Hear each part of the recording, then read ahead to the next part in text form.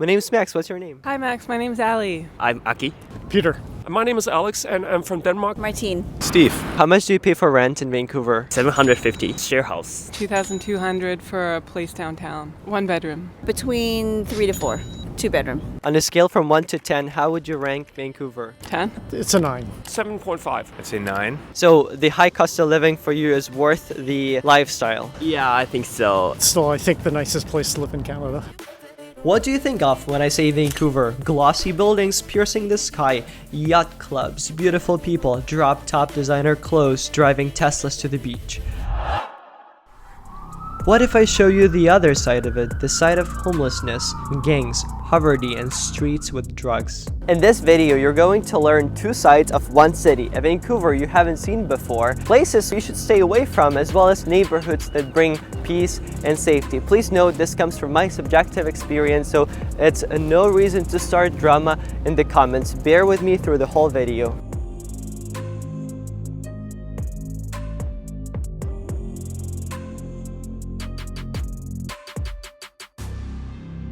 Let's imagine that you want to buy a car. Let's say it's a Toyota. What do? Do you go on the official Toyota website to choose the model that you like? Or do you see an ad on Instagram from a blank account with no pictures, just that one swipe up file to buy a car? Most likely, you would go for the first option. Renting is a very similar process. This video wouldn't be possible without a platform called liv.rent, which makes rental process secure, fast, and easy. And I really wanted to speak with liv.rent because of their in-depth knowledge of the real estate market in Vancouver. So liv.rent rent reports. We put out monthly rent reports, and so we actually have a team of rental experts that collect this data manually. What's different about our rent reports is that we actually report only on current asking prices. So it's the most up-to-date prices that you're going to see on the market if you're looking to rent. Knowing prices for every area is important, and I'm sure liv.rent can help you figure that out. But personally, safety comes first.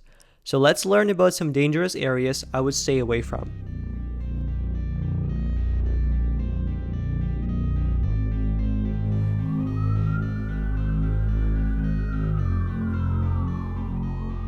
I'm not sure if you can see this, but honestly, I'm not feeling safe to even get out of the car to do a walkthrough and film the street. We came to East Hastings, coming into downtown Vancouver. Just think about this number. Over 1,700 criminal cases happen here every year. Just like being here, talking about it with you through the lens, it's so hard to make you feel the atmosphere, the vibe here, but you definitely wouldn't want to be walking around alone.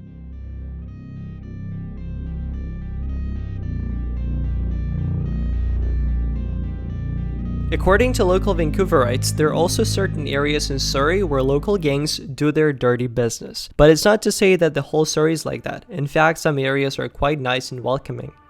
Let's add some light to this beautiful city and teleport ourselves to the best areas. Dunbar Southlands, a super peaceful and residential area where you can play tennis or soccer in the afternoon and then go for a walk along these beautiful alleys in the evening. Great for families. Just north we have West Point Grey, which is conveniently located close to parks and the Spanish Banks Beach. Also, if you don't have a car, it's an easy commute to downtown. Even closer downtown, we have this triangle of peace and harmony: Mount Pleasant, Riley Park, Little Mountain, Kensington, Cedar Cottage. This area is not too quiet, has a number of coffee shops, restaurants, and bars, but it's also not too loud and obnoxious. West Vancouver is my favorite area, but it's also one of the most expensive. If you like finer things in life, enjoy networking at your local gym, and want to live close to the beach, it's probably one of the greatest investments. On the same note, right across from West Vancouver, Cole Harbour is an amazing area when it comes to views and locations. It's the best part of downtown in my opinion.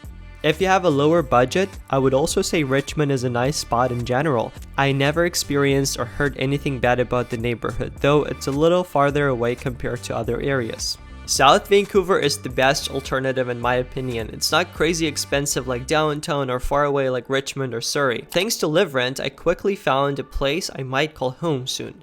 So here we have a 2-bedroom apartment plus den, meaning I can split the rent with 2 other people to make it affordable, and I always scroll down to make sure it's close to transit lines, and thankfully liv.rent made it very easy. It's definitely beautiful, but as a cherry on top, it will save me a lot of money as I would not need to go out. Here's what I mean. It's a modern apartment complex called W1 with a great terrace overlooking the whole city, fully equipped gym, entertainment areas, and other amenities. The apartment itself makes me want to bring over friends and family right away. Comes with Bosch appliances, in-suite washer and dryer. The master bedroom has a beautiful bathroom and a ton of storage space to keep everything looking minimal. Now I really want to stay here. But how about yourself? Once you determine which area is the best fit for you, it's time to start looking for your new home. Though be careful, as the local rental market is full of scams. I emphasize it, full of scams. Remember at the beginning of the video I brought up an analogy for buying a car and renting. How you need to search using the right tool. So far, the only safe platform I found is liv.rent. Liv.rent was actually created and founded by a team of renters and landlords. So they knew very well what the pain points of renting was, and they knew that there just had to be a better way. Using technology to not only improve how fast we can find a rental, but also how safe it can be. I think that's really, really important. So that's really why liv.rent was created, and those really are our 2 pillars, transparency and digitalization. On liv.rent you can search, inquire, apply, sign your lease, and pay for rent all online and digitally. So especially for international renters, that's really great because you can actually secure a rental before you even set foot in Canada, and you can do so being certain and assured that you're not talking to a scammer. On our platform, you'll see, these badges. So, we verify our users, both renters and landlords, as well as listings. So, if you see that blue check mark, you can be rest assured that our team has verified a piece of government-issued ID and matched it to a selfie that they have to take at the time of upload. I never told you this, but when I was moving to Canada, I ran into so many scams that could have been easily avoided had I had a platform like liv.rent. Not to sound cheesy, but I love their mission. Speaking about the renters who, didn't want to talk to you about their rent, that's the attitude that we as Canadians have towards renting. So we really hope to change that attitude. Renting doesn't have to be a chore, and we can help make it faster, more streamlined, while still having it be safe. My time in Vancouver has come to an end. I'm about to board that ferry, but before we wrap up, I just want to say that yes, the city is very expensive, you probably noticed, but think about buying a plastic bag. It's probably $5 or less, and it lasts you couple of days, then it gets torn. Versus, imagine you buy a premium leather bag for $500. Is the investment worth it if it lasts you a lifetime? In my opinion, yes. So I'll be coming back to Vancouver, perhaps moving here. If you also want to move to Vancouver, don't forget to go on liv.rent, where you can rent safely and securely. Also make it very fast and easy. It's going to be linked down in the description below, and also if you want to speak with me one-on-one about your next chapter in Canada to make sure you avoid mistakes, please book a time with me. It's linked in the description below as well. Subscribe to this channel, and I'll see you next Sunday.